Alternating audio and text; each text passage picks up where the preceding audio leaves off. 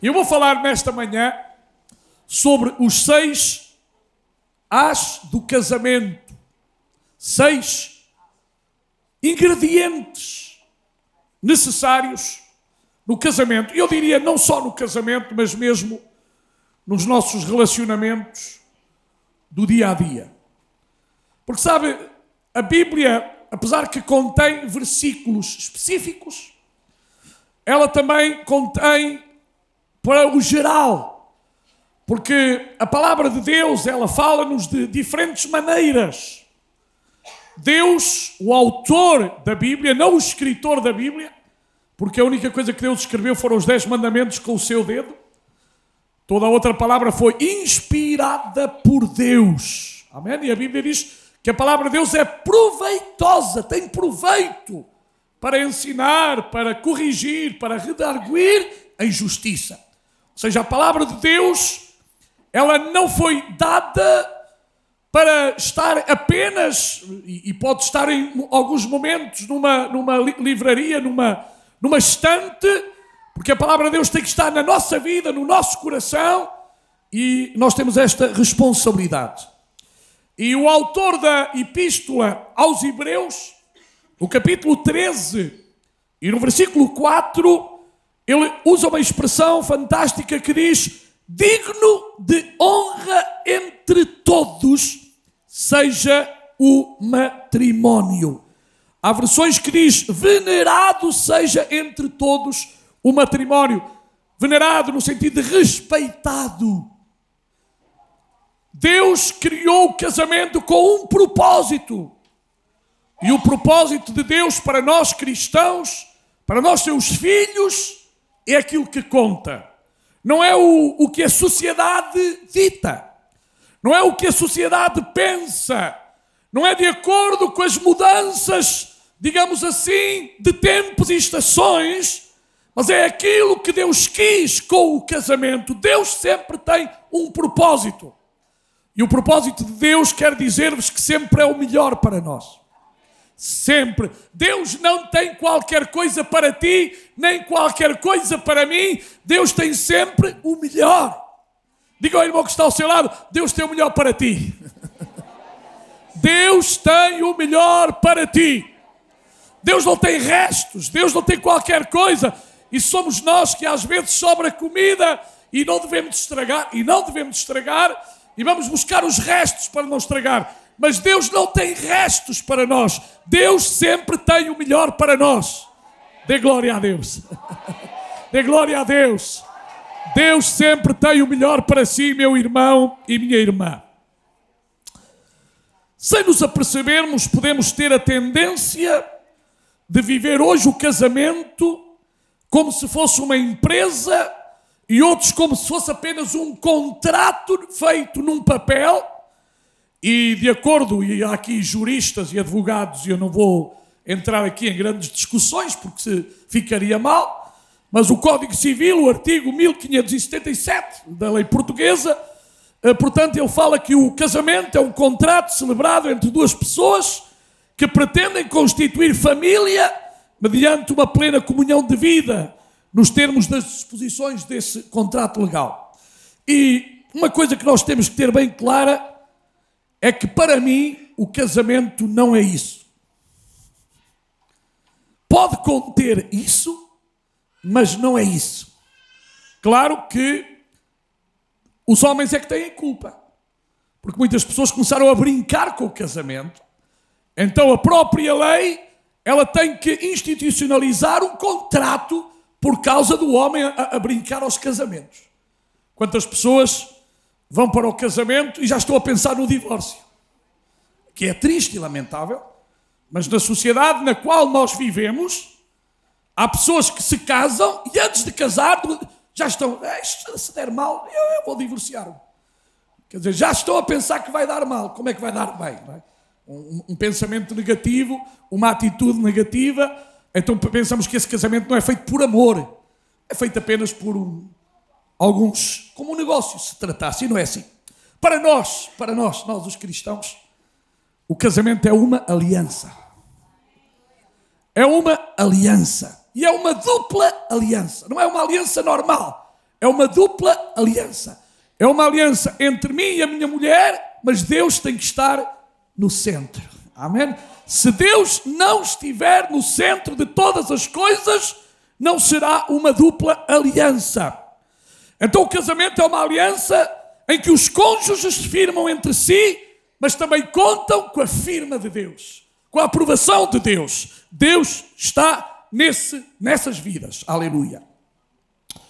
Deus, através do profeta Malaquias, referiu-se ao casamento como sendo precisamente uma aliança entre o homem e a sua mulher. Malaquias 2,14, e aqueles que não tiverem ou se puderem projetar, se tiverem, mas talvez não, mas eu vou ler. Porque o Senhor foi testemunha da aliança entre ti e a mulher da tua mocidade, com a qual tu fostes desleal, sendo ela a tua companheira e a mulher da tua aliança. Claro que aqui é uma alusão ao povo de Israel, que tinha sido infiel. E, infelizmente, há homens e há mulheres que são infiéis ao seu cônjuge. E isto não é do agrado de Deus. Deus não quer infidelidade nos nossos casamentos, porque nós fizemos uma aliança. E a nossa aliança é uma aliança de fidelidade a Deus e ao nosso cônjuge. E nós devemos trabalhar e fazer todas as coisas para que essa fidelidade seja uma constante. E como diz Malaquias, tu fostes desleal. Desleal é o contrário daquele que é leal, daquele que permanece, daquele que aconteça o que acontecer, sempre permanecerá firme, constante. E Deus pede de cada um de nós esta constância, esta lealdade, que verdadeiramente possamos cumprir a aliança que um dia fizemos, não apenas ao nosso cônjuge, mas fizemos também diante da presença de Deus, que sabe todas as coisas. A esposa foi chamada por Deus como a mulher da tua aliança. E se tu ainda não tens a mulher da tua aliança ou o homem da tua aliança, ora a Deus, para que assim seja, se é que tu pretendes casar, certamente. Então, esta aliança matrimonial não é apenas uma aliança, como eu já disse, dos dois cônjuges entre si, mas, acima de tudo, do casal com Deus. O casal faz uma aliança com Deus. Aleluia. Então o matrimónio é uma dupla aliança. E Malaquias diz que Deus se faz presente testemunhando essa aliança. Não é qualquer coisa, irmãos. Deus está presente em todos os atos da nossa vida. Não esqueçamos isto. Deus está presente em todos os atos da nossa vida, porque Ele vive em nós. Tudo o que dizemos, tudo o que fazemos, todas as nossas atitudes, todas as nossas palavras, todos os nossos atos são vistos por Deus. E se nós verdadeiramente estamos a fazer uma aliança, nós temos que saber que Deus está a ouvir a nossa aliança. Aleluia. E Ele é testemunha dessa aliança. É testemunha das palavras que nós dissemos naquele dia. Prometo amar-te, prometo ser fiel. Tanta promessa que às vezes, infelizmente, não passam de promessas. Mas Deus quer que sejam mais que promessas. Deus quer que sejamos fiéis. Claro que, e eu quero salvaguardar uma coisa, eu não estou a atacar ninguém. Eu não vim aqui para o púlpito atacar ninguém, porque eu sou o primeiro que reconheço que há casamentos que não funcionam e que as pessoas não têm que sofrer casos tão difíceis que há, e eu respeito cada pessoa aqui. Eu quero salvaguardar isto. Quando eu estou a falar daquilo que Deus quis com o casamento. Agora, errar, todos erramos. Infelizmente há aqui pessoas que sofreram muito com o seu casamento, e eu acredito que o melhor foi acabar com ele. Eu acredito. Portanto, eu respeito. Não vai aqui o diabo agora começar a pensar e a pôr na cabeça de alguém, o pastor está-te a dar. Não, eu não estou aqui a dar a ninguém. Eu só estou a dizer que o casamento delineado no céu foi para ser perfeito. Não é por causa dos homens. E também eu sei que para um casamento funcionar, os dois têm que querer. Se há um que não quer, não vai funcionar, meus queridos. Não funciona.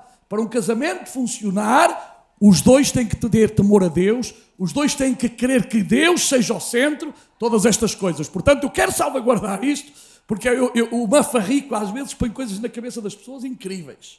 Lá está a atacar. Não, eu não estou a atacar ninguém, eu tenho os dedos apontados para mim, ok? Eu tenho que ter cuidado do meu casamento, da minha vida, e eu não me meto em casamentos de ninguém, ok? E já tratei de assuntos em que eu, humanamente falando, tinha vontade de dizer: oh, minha irmã, oh, meu irmão, deixe de lado. Porque a mulher não é nenhum bombo de porrada. Já seja física, já seja intelectual. Porque há homens que não batem com a mão, mas as palavras deles ferem muito mais. E há mulheres que as palavras delas ferem muito mais. Portanto, eu sei, a gente trata com pessoas, lidamos com seres humanos, sabemos a sensibilidade de cada um. Portanto, isto é para despistar alguma ideia que não seja aquela que eu pretendo falar nesta manhã. Um casamento será aquilo que nós quisermos que seja. Os dois queiram que seja. Porque vamos supor que só eu quero, não vai funcionar. Só a minha mulher quer, não vai funcionar. Os dois temos que querer. Os dois temos que concordar. Então ele é feito a dois e é feito para funcionar. Os dois têm que querer e trabalhar para que assim aconteça. O casamento, para durar, tem que ser trabalhado. Nós temos que nos esforçar, irmãos.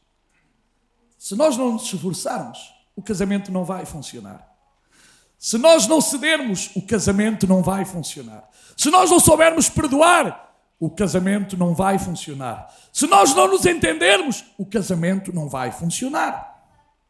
Então, nós poderíamos perguntar, e alguns de vocês poderiam até dar a resposta: por que é que alguns casamentos não funcionam? Claro que eu acredito que este é um tema para uma reflexão profundíssima. Se nós agora estivéssemos numa conferência e disséssemos: olha, quem está aqui que teve uma má experiência no seu casamento, diga porque é que o seu casamento não funcionou. Ou iríamos ouvir aqui coisas que nos dariam para falar horas e horas. Mas não é isto que vamos fazer. Nós até poderíamos responder algumas destas perguntas, especialmente aqueles que já estiveram anteriormente casados com outra pessoa. Provavelmente, e não é provável, todos nós conhecemos casamentos que não funcionaram, que se desmoronaram. De acordo com alguns estudos, especialmente entre os casamentos mais jovens, por incrível que pareça, em muitos casos, um dos cônjuges foi apanhado de surpresa com a saída do outro. Eu já ouvi casais dizer: olha, eu não me dei conta. Eu só sei que um dia ela disse: vou-me embora. Ou ele disse: vou-me embora. Já não te amo. Casais jovens, assim, de um dia para o outro: olha, já não te amo. Vocês todos já ouviram isto, eu não estou aqui a dizer nenhuma mentira. E um dos cônjuges foi apanhado de surpresa. Como é possível? Então ainda há pouco estávamos casados, ainda há pouco tínhamos jurado fidelidade um ao outro, e agora um desaparece do mapa e diz: já está.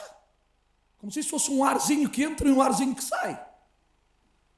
E muitas pessoas têm ficado destruídas psicologicamente, têm ficado por terra, e isto tem sido muito, muito, muito difícil. Ou seja, aquilo que constituía o verdadeiro centro do casamento tinha faltado.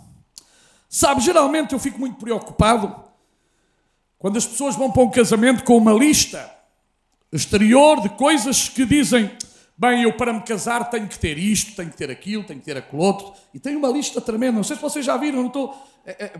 Em Espanha até, e aqui já está de moda, há uns anos havia. A pessoa põe numa casa onde vendem produtos a lista de tudo aquilo que pretende para o casamento. E depois você vai lá ver o que é que não e compra e deixa lá, pronto, paga e deixa lá. Então para muitos o casamento é presentes apenas. Um bom carro, uma casa, móveis, isto, aquilo. Quando tem tudo, vou-me casar. E esqueceu-se de fazer uma lista de outras coisas muito mais importantes que são espirituais. Esqueceram-se de fazer uma lista de coisas éticas, morais, etc, etc. Esqueceram-se disso. Parece que a preocupação é apenas uma preocupação material do ter, do possuir. E, meus queridos, quem pensa assim está enganado. Porque, olha, eu prefiro ser feliz a dormir no chão do que ser infeliz num grande palácio. E há tanta gente que vive em palácios, entre aspas, infeliz. E há tanta gente que mora numa barraca, mas é feliz. Então a felicidade não consiste naquilo que eu possa ter materialmente, mas naquilo que eu acredito, naquilo que eu sou, naquilo que eu vivo, à luz da palavra de Deus. É verdade que todas as coisas são necessárias, mas eu estou apenas a dizer que nós temos que inverter as nossas prioridades. As primeiras prioridades têm que ser prioridades espirituais, têm que ser prioridades éticas, prioridades morais, à luz da palavra de Deus.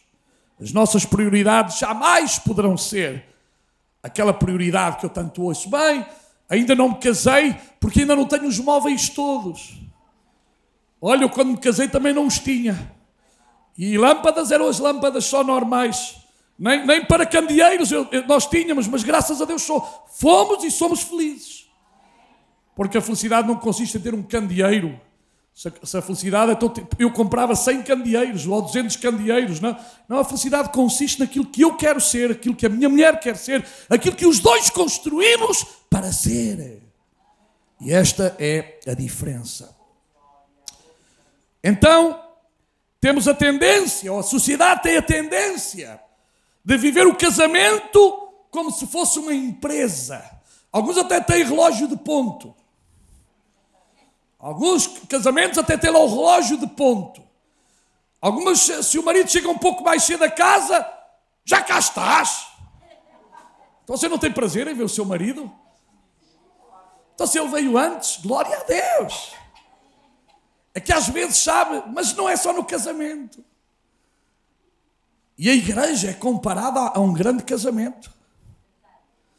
E sabe que há crentes que têm uma especialidade tremenda. É fazer os outros infelizes. Há maridos que têm uma especialidade. É fazer as mulheres infelizes. Há mulheres que têm uma especialidade. É fazer os maridos infelizes e vice-versa. Mas Deus não nos chamou para isto. Sabe uma coisa? Se você vê um irmão desanimado, não coloque lenha no fogo. Há tanta gente que às vezes vê um irmão que está mal e ainda vai pôr lenha no fogo. Aqui somos muitos. Aliás, eu já tenho cumprimentado alguns crentes 2 vezes, precisamente porque somos muitos, se somos poucos, eu não me ia enganar. Mas se calhar eu hoje passei pelo pastor Carlos e passei à pressa e não o cumprimentei, e há um crente que vê de lado que o pastor Paulo Branco não cumprimentou o pastor Carlos, e vai ter com o pastor Carlos e diz assim, já viu? O pastor Paulo Branco não o cumprimentou, deve ter qualquer coisa contra si. Pensam que não há aqui crentes que fazem isso às vezes, a outros crentes? Que Deus tenha misericórdia daqueles que espalham contendas. Deus tenha misericórdia daqueles que levantam murmurações, daqueles que picam os outros para criar mal-estar. É como num casamento. Às vezes as pessoas de fora, ela hoje vem muito arranjada. Deixa vir arranjada e perfumada, é melhor andar arranjada e perfumada que a cheirar mal. Sabe que o ser humano às vezes tem uma língua compridíssima. E Tiago diz que a língua é como um membro que um fogo grande incendeia. Veja mesmo os fogos em Portugal. Um só fósforo está a fazer o que está a fazer. Uma só chama está a fazer o que está a fazer. Irmão, Deus não nos chamou para criar fogos. Deus chamou-nos para ser homens e mulheres da paz. Bombeiros. Amém? Não incendeie o fogo de ninguém. Há pessoas que às vezes se queixam de que alguns se metem onde não são chamados. E eu gostaria, eu não posso deixar isto de parte, porque a igreja é comparada a um casamento. Temos um noivo, mas o noivo só levará a noiva que é fiel. o noivo só levará a noiva que é fiel, a noiva que é pura. Os irmãos veem isso na Bíblia. Então, irmãos, não esqueçamos essa coisa. Se você não sabe dizer algo de bom, feche a boca. Mas não estraga nada nem ninguém. Sabe os meses e os anos que às vezes demora a construir uma coisa? E que é tão fácil nos segundos destruir por causa da língua, por causa da boca, por causa da maldade do coração. Isto às vezes até acontece num casamento. E eu vou falar dos ás do casamento e os irmãos vão ver mais à frente. Então, não é um formulário de requisitos a preencher para um casamento. Isto não se trata de uma empresa, nós temos sentimentos. Todos nós temos sentimentos, todos nós rimos, todos nós choramos, todos nós temos dias mais alegres, dias menos alegres, todos temos. De facto, tem muito pouco a ver com os efeitos exteriores e nós podemos assim, está tudo muito bonito, muito bonito, mas isto não é nada, isto daqui a uns dias está seco. Mas o que permanece é o meu coração e é o teu coração.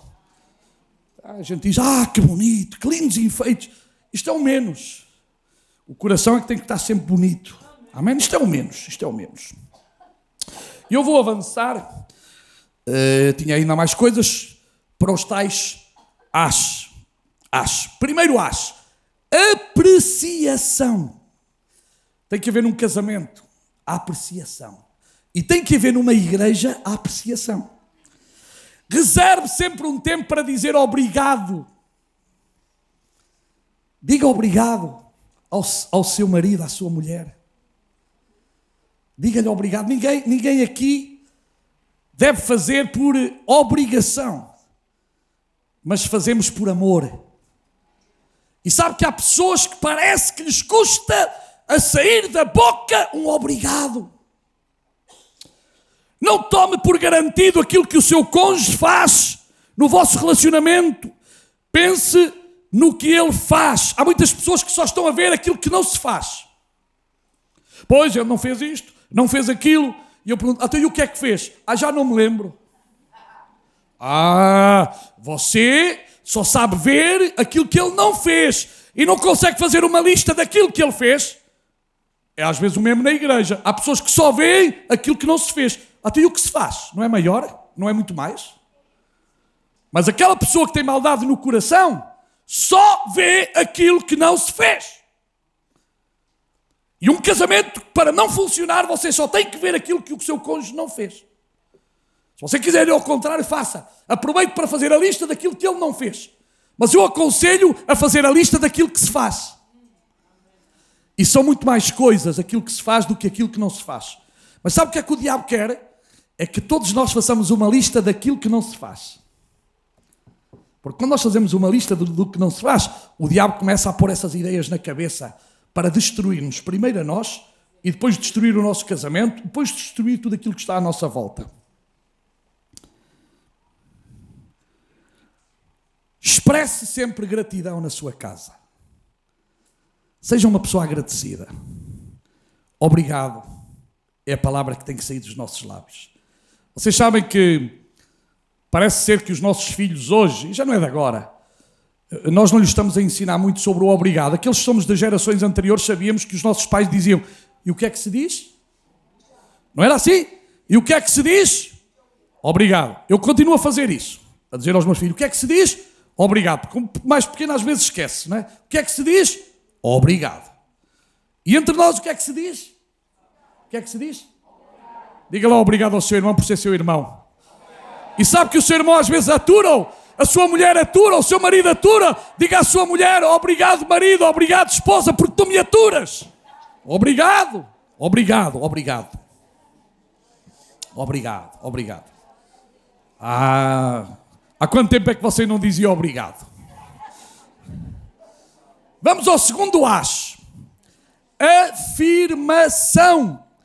Afirmação. Ou seja, indique as coisas boas que vê no seu cônjuge. Eu por acaso, não tenho aqui canetas nem papéis, senão hoje ia dar uma caneta e um papel a cada um de vocês. Ia dizer, agora meu irmão, minha irmã, escreva lá as coisas boas que você vê no seu esposo.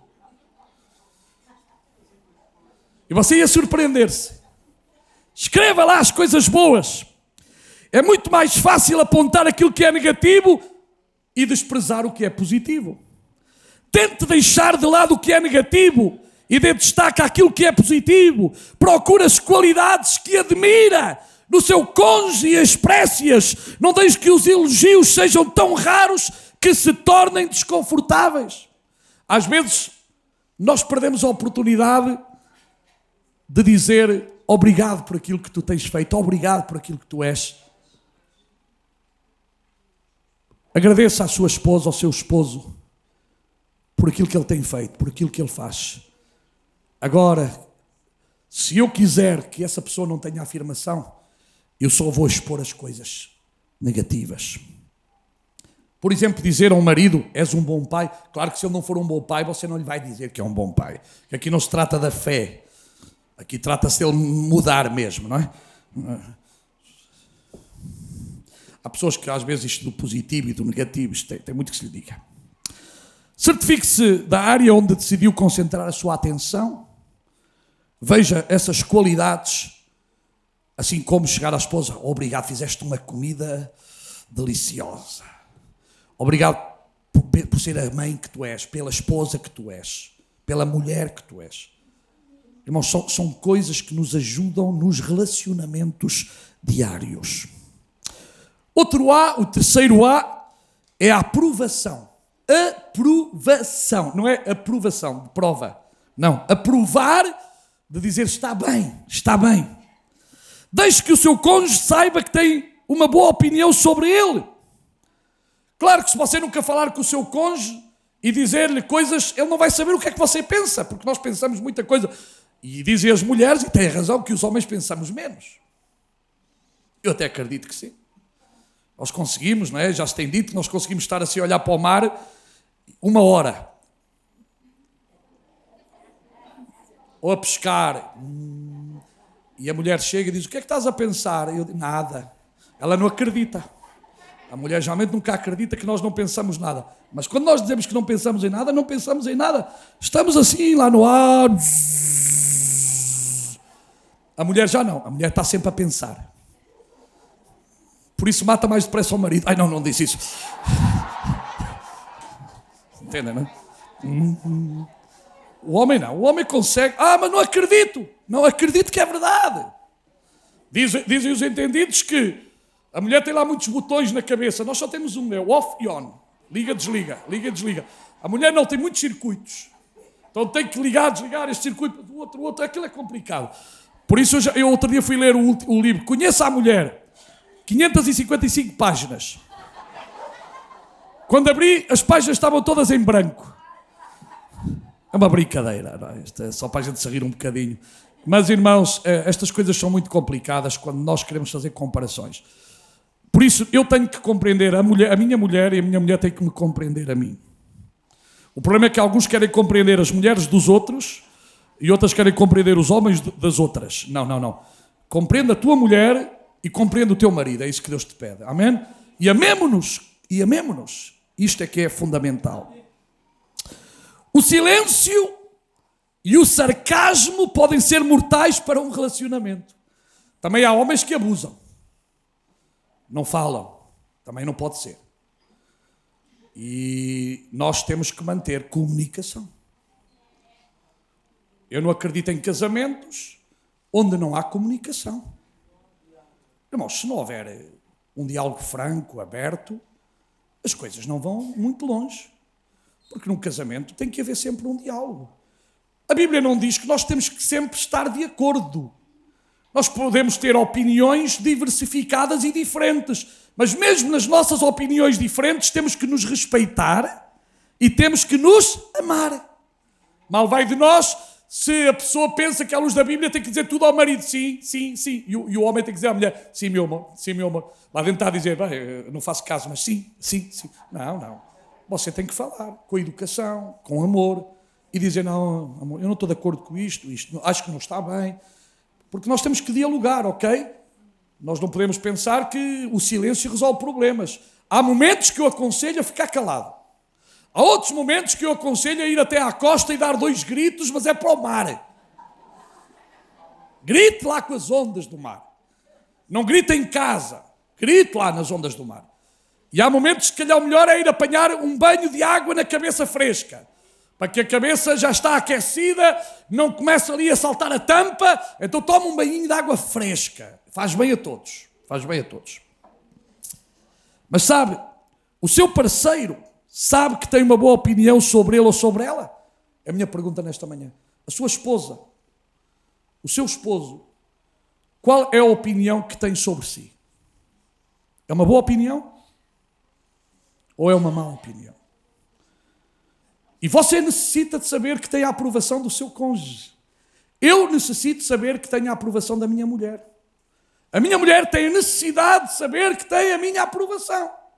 Ou não é assim? Não acham que é assim? Nós necessitamos ter a aprovação uns dos outros. Qualquer reprovação silenciosa irá bater no fundamento do seu casamento. Aperceba-se dos sinais subtis de reprovação que poderá estar a dar. Procure aquilo de que se sente orgulhoso ou orgulhosa no seu parceiro e deixe que os outros saibam. Não vá. Pastor Carlos, hoje apanhei-o assim, pronto, apanhou outro. Sabe, a minha mulher é uma chata. Ele o que é que tem a ver que a minha mulher é chata? Se é chata, vou-lhe dizer a ela. Vou dizer, amor, deixa de ser tão chata, vamos lá falar aqui. Ou vice-versa, deixa de ser tão chato, vamos aqui falar. Estes não são assuntos para levar para fora. São coisas nossas, pessoais, íntimas, que têm que ser tratadas entre nós. Não é fazendo estes sinais de desaprovação, é dentro que nós temos que falar as coisas. O outro as, afeição. Afeição. Também parece ser que o homem é mais difícil nestas coisas. Os tais toques. Não é? A gente já ouviu falar nisto. E teoricamente hoje temos bons livros. Muitos bons livros. Nunca tivemos tantos livros. Olha, quando me casei, não tinha tantos livros como hoje. Hoje há livros. Só por dizer que há uma grande diferença naquilo que está escrito e naquilo que é vivido. Claro que alguns homens, os toques deles são apenas toques sexuais. Não é nada. Mas não são estes toques que eu estou a falar. Nós já tivemos aqui algumas conferências, já fizemos retiros, e iremos fazer mais, e queremos fazer mais. E houve um que uma vez ouviu falar de dar pelo menos 10 toques ao dia à mulher, 10 toques. Então houve um que se levantou de manhã, a mulher ainda estava na cama e começou-lhe a dar 1, 2, 3, 4, 5, 6, pumba, pumba, pumba, pumba. Já te dei os toques todos, filha. Não são esses toques. São toques de outra forma, podem ser toques de dizer uma palavra, uma lisonja, pode ser uma carícia, pode ser... irmãos, há tanta coisa, um detalhe. Estes toques são importantes. Nós temos que todos dar toques uns aos outros. Também há gente que dá outros toques. Há uns que dão toques pelas costas. E esses ferem muito. Há uns que dão toques como nas touradas, dão os toques ao touro, não é? Aqueles toques de morte. Não é esses toques. Toques de amor, toques de aprovação, toques de respeito, de afeição. Quando você for caminhar com a sua esposa, dê-lhe a mão à sua esposa, ao seu esposo. Eu gosto tanto de ver assim casais de velhotes já de idade, os dois irem de mãos dadas. Não é tão bonito. Não se vê tanto, mas é bonito. Outro dia vi um casal, teria uns 80 anos, lá iam eles os dois de mãozinha dada. Que bonito, que bonito. Que a gente com 80, 90 ainda possamos dar a mão. Amém. Eu tenho uma dificuldade. A minha mulher, a ela tem mais do que razões. Eu tenho um passo, desde pequeno. Não sei se era que eu ia para a escola, eram muitos quilómetros a pé, e depois tinha meia hora para comer. Habituei-me a um ritmo, e ainda hoje tenho esse problema. A minha mulher às vezes tem que dizer, vai lá, vai mais devagarinho. Porque às vezes eu vou de mão dada com ela, mas eu quero ir a correr quase. Não se faz. Desculpa lá, amor, eu estou a confessar os meus pecados nesta manhã. Também tenho que os confessar. Se não os confessar, é mau assunto. Mas não, ainda bem que eu tenho a ela, que ela compreende-me e ela diz-me, e não tem medo de mim, e diz-me, não, fica, anda lá, não vais tão rápido. É um problema. Não sei se eu... Aí ia dizer uma coisa, mas não digo. Não digo porque pode ser mal entendido, depois é um problema, tenho que... Não há maldade nenhuma, não se preocupe, mas não. Ponha o braço ao redor dele, ao redor dela. Nos momentos em que sentir tensão no seu parceiro e não souber o que dizer, Olhe, dê um abraço em vez de discutir. Você tem vontade de dizer duas coisas, mas não. Dê primeiro um abraço, depois diga as coisinhas com mais calma. E sabe, e agora deixar-me aqui falar para os homens às vezes querem as coisas muito rápidas, tal. E depois estragam tudo. Não, dê primeiro afetos, está bem? Dê palavras de compreensão, de carinho, e vai ser muito melhor. O quinto, atenção. Nós até tínhamos um corzinho na escola dominical, atenção, meus ouvidos, atenção, meus olhinhos, atenção. Não há coisa pior que alguém vir falar comigo e colocar os olhos para baixo. Eu gosto muito de ver as pessoas olhos nos olhos. Você também não gosta? Se uma pessoa for falar consigo e olhar assim de lado, o que é que você acha disso? Acha isso bem? Então, com a sua esposa, fala olhos nos olhos. Não desvie o olhar. Coloque toda a atenção naquilo que está a ser dito. Estabeleça o contacto visual. Claro que na correria do dia a dia, há muita gente hoje que em casa se comunica por mensagens. A mulher está lá na ponta e o marido na outra ponta e manda-se mensagens um ao outro. Estás bem, carinho, e tal. E estão ali a 2 metros de distância, não é? Mas já não sabem falar, agora é tudo escrito. E é um português estragado, totalmente estragado. Estão a estragar o português todo com as mensagens.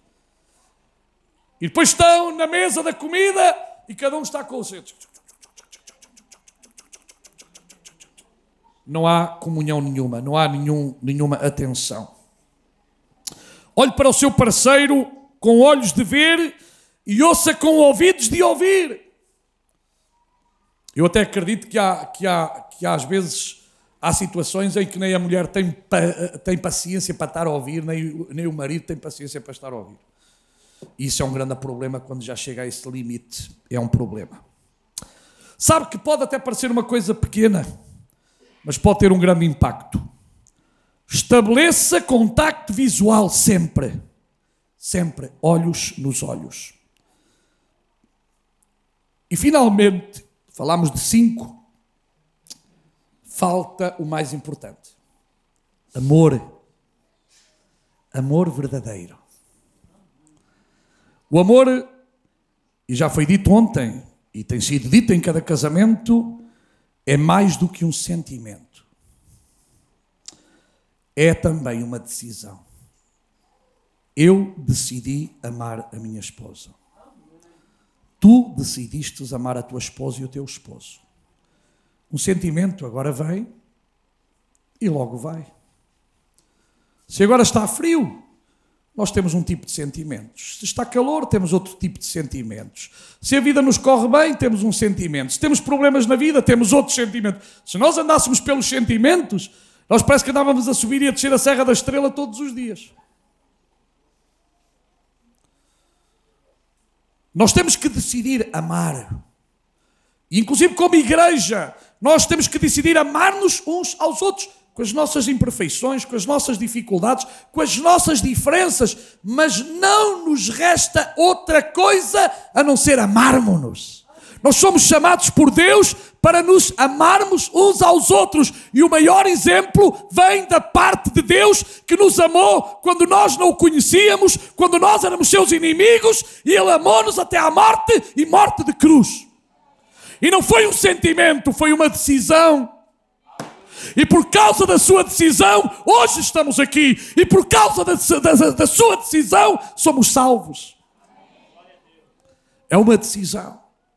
Cuidado quando você acha que amor é apenas um sentimento. Claro que há sentimentos bons, há sentimentos maus, mas muito mais do que isso, eu quero vincar isto. Amar é uma decisão. E Deus chamou-nos para amarmos. Deus não nos chamou para odiar.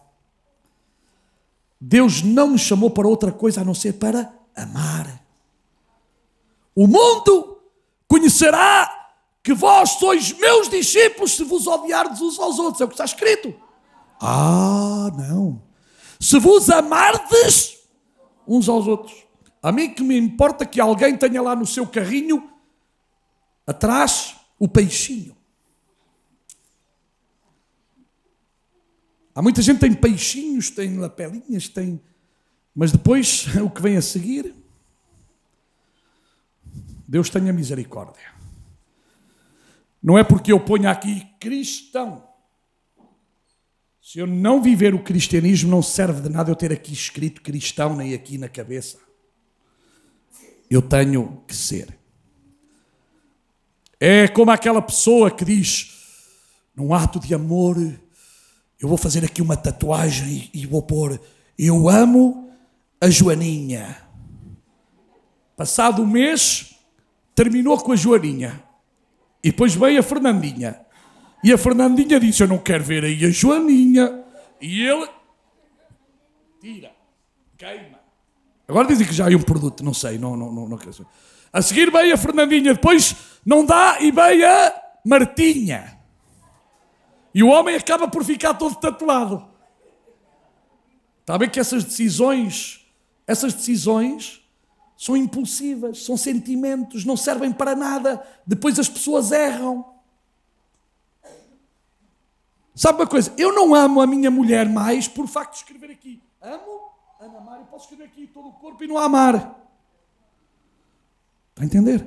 Temos de ter um certo cuidado, não sermos exagerados, não estarmos aqui, desculpem, a escrever poesia e depois não conseguimos ser poetas.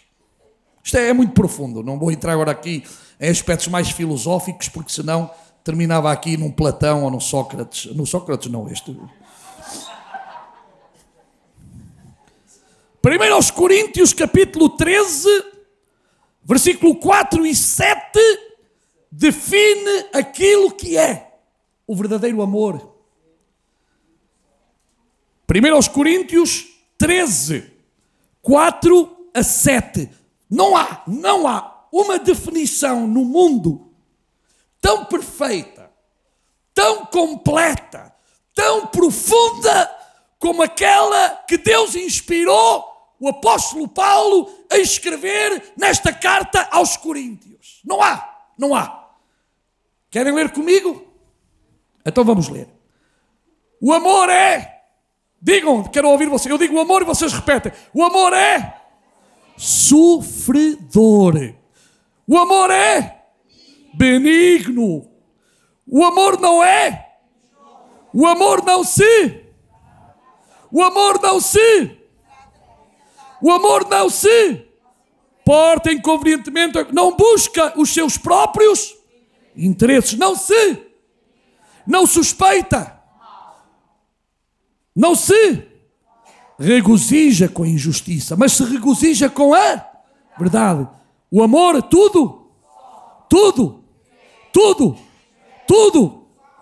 Finalmente, o amor, qual deles? O verdadeiro.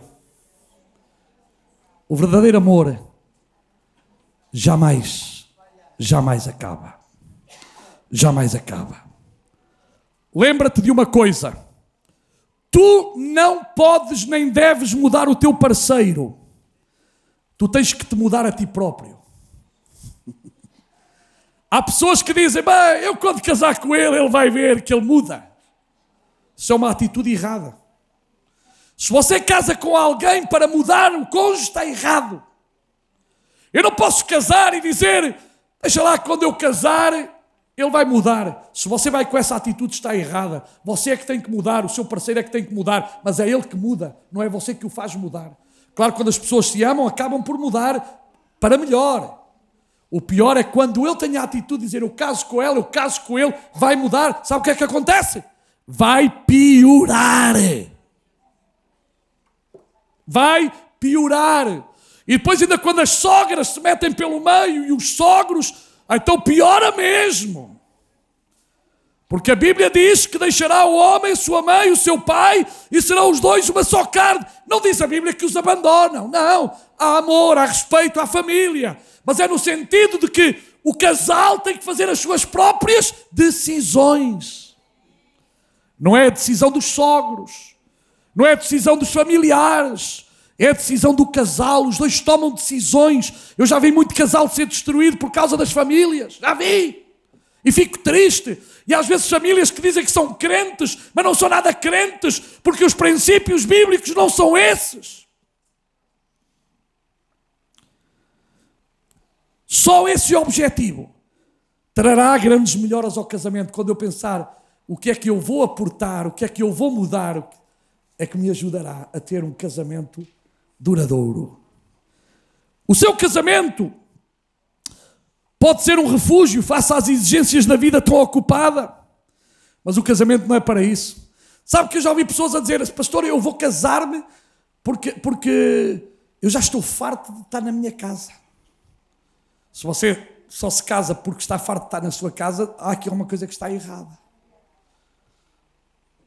O casamento é muito mais do que todos estes tipos de coisas. O casamento não é para ser uma fonte de tensão, um lugar vazio. E se isto está a ser no seu casamento, mude você hoje. Mude. Hoje Deus está-lhe a dar a oportunidade de você começar a mudar. Pastor, é que já tenho muitos anos. Você não tem anos nenhuns. Você é que não quer mudar. Aqui não há pessoas com mais nem com menos anos. São atitudes que nós queremos demonstrar um perante o outro, se verdadeiramente amamos. E se verdadeiramente amamos, nós temos que mudar nós. Eu não vou mudar o meu cônjuge não vai mudar a mim, mas eu vou mudar, eu decidi mudar. E a decisão está em mim. A decisão é minha, em eu mudar para melhor. Porque mudar para pior também não o faço. Ao colocar estes 6 As em prática, pode ter a certeza de que leva o seu casamento a um lugar seguro, onde cada um de vós pode entrar e sentir-se livre para ser autêntico. Comece hoje mesmo a concentrar-se no seu próprio comportamento. Não esteja a pensar no comportamento da sua mulher. Pense hoje, qual é o meu comportamento? Pense hoje, como crente, qual é o meu comportamento hoje? O que é que eu aporto para a felicidade da igreja no todo? O que é que eu aporto para a paz num todo? O que é que eu aporto para ajudar os outros? O que é que eu estou a dar para que sejamos verdadeiramente uma família unida? O que é que eu estou a fazer para que isto aconteça? Eu, Paulo Branco, tu, Luís Louro, tu, António Portugal, tu, Rogério, João, Maria, António, cada um de nós, o que é que nós estamos a aportar para sermos uma melhor família? Estamos a aportar algo? Ou apenas aportamos o negativo? Ou estamos hoje decididos a aportar coisa boa, que edifica, aleluia, que abençoa, que anima, que ajuda, que levanta? Foi para isto que Deus nos chamou a todos, irmãos. Para nos abençoarmos uns aos outros. O casamento é a mais elevada de todas as relações humanas. E o nosso Criador, Deus, irá ajudar-nos a crescer no nosso casamento. Fiquemos em pé. Aleluia, aleluia, aleluia, aleluia.